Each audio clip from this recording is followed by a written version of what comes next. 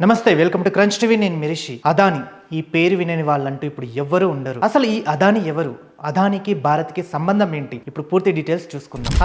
అదాని అనడం కన్నా గౌతమ్ అదాని అనడం చాలా మంచిది. ఎందుకంటే ఇతని పేరుగా గుర్తించబడినది గౌతమ్ అదాని. డీటెయిల్స్ చూస్తే గౌతమ్ అదాని భారత్కు చెందిన ప్రముఖ వ్యాపారవేత్త. అదాని గ్రూప్ ఆఫ్ సంస్థకి చైర్మన్. ఆయన ప్రపంచంలోనే 17వ అత్యున్నత సంపన్నుడిగా నిలిచారు. ఆయన పరిశ్రమలు తీసుకున్నట్టయితే బొగ్గు పరిశ్రమలు, సిమెంట్ రంగం, విమాన రంగంలో, మీడియా రంగంలో, రిటైల్ రంగంలో తనకంటూ ఒక వ్యాపార శైలిని గుర్తించుకున్న గౌతమ్ అదాని 1962 జూన్ 20 నాటి వయసులో అహ్మదాపూర్లోని గుజరాత్లోని భారతదేశంలో తను జన్మించాడు. జాతీయ భారత యువకుడిగా అపరిచితుడిగా ఎంతో మందికి పరిచయం అయ్యాడు అదాని. ప్రముఖ పారిశ్రామికవేత్త అదాని మీద అమెరికాలో అసలు కేసు ఎందుకు నమోదైంది?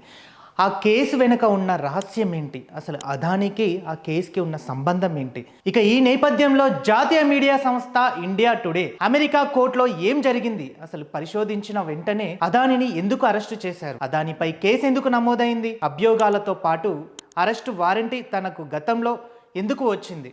వీటన్నిటి గురించి ఇప్పుడు చూద్దాం. గౌతమ్ అదాని, సాగర్ అదాని, వినీత్ జైన్స్ యుఎస్ డిజిఓలో లంచం అవినీతి అభియోగాలు నమోదైనట్లు అదాని గ్రూప్ తెలిపింది. లంచాలపై భారత్, అమెరికా మీడియాలో చేస్తున్న ప్రచారం అబద్ధమని స్పష్టం చేసింది. మొత్తం 5 అభియోగాలలో వారిపై 3 నమోదయ్యాన్నట్టు తెలుస్తుంది. అసలు డీటెయిల్స్ చూస్తే సెక్యూరిటీస్ ఫ్రాడ్ కుట్ర, వైట్ ఫ్రాడ్ కుట్ర, సెక్యూరిటీ ఫ్రాడ్ ఆరోపణలు ఉన్నాయని ఇప్పటికే దేశ నేపథ్యంలోనే మరింత హాట్ టాపిక్ గా మారింది. ఇక ఇండియాలోని ధనవంతుల జాబితాలో అదాని నెంబర్ 1 స్థాయిలో ఉన్నారు.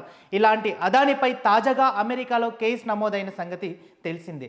ఏకంగా అమెరికా నుంచి అరెస్ట్ వారెంటీ నోటీసులు రావడం అందరికీ పెద్ద షాక్ నిచ్చిందని చెప్పొచ్చు. 20 ఏళ్లలో $2 బిలియన్ లాభం పొందగల దేశంలో అతి పెద్ద సోలార్ పవర్ ప్లాంట్ ప్రాజెక్టు కోసం అమెరికాలోని ఇన్వెస్ట్ వరల్డ్ ఫైనాన్స్ కంపెనీ నుండి భారీగా నిధులు సేకరించి ప్రయత్నించారు. ఇందులో భాగంగానే ఆ కాంట్రాక్ట్ ను దక్కించుకునేందుకు భారత్ ప్రభుత్వం అధికారులకు దాదాపు 2100 కోట్ల లంచం ఇచ్చినట్లు అమెరికాలో ఆరోపణలు వెల్లువెత్తుతున్నాయి. ఇక దీంతో ఫారిస్ కరప్ట్ స్టేట్ FACS కింద అమెరికాలో అదాని మోసం చేసినట్లు అభియోగాలు వచ్చాయి. కాగా ఆ ప్రాజెక్టులో భాగంగా అమెరికాలో సోలార్ ప్రొడక్షన్ కంపెనీల టైప్ ఆఫ్ ఇండియా 20 ఏళ్ల వరకు సౌరశక్తి ఉత్పత్తి చేయాల్సి ఉంటుంది.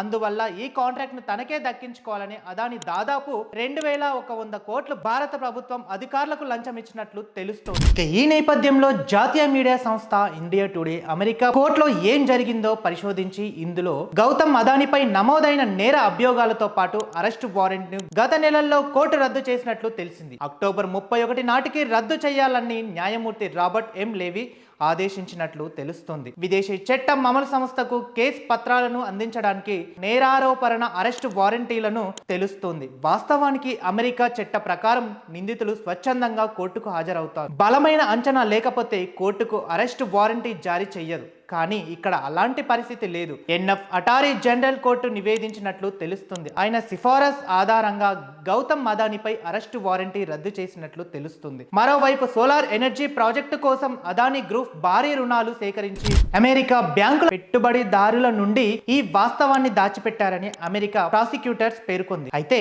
ఇటు జగన్ అదాని 1750 కోట్ల లంచం ఆరోపణ వివాదాలలో మరో ట్వీట్ తమకు అదాని సంబంధం లేదని, విద్యుత్ కొనుగోలు ఒప్పందం చేసుకున్నామని జగన్ బృందం తెలిపింది. తమ ప్రతినిధులు భారత్ అధికారులకు లంచం ఇచ్చినట్లు USA కోర్టు అభియోగాలు నమోదు లేవంటూ తాజాగా అదాని గ్రూప్ స్పష్టం చేసింది. అవి అజార్ పవర్, సిడిక్యూపు ప్రతినిధులపై ఉన్నాయంటూ మరి జగన్ లంచం తీసుకున్నారా? తీసుకుంటే అదాని కాకుండా ఎవరు ఇచ్చినట్లు అనేది ఇప్పుడు సస్పెన్స్ గా మారింది.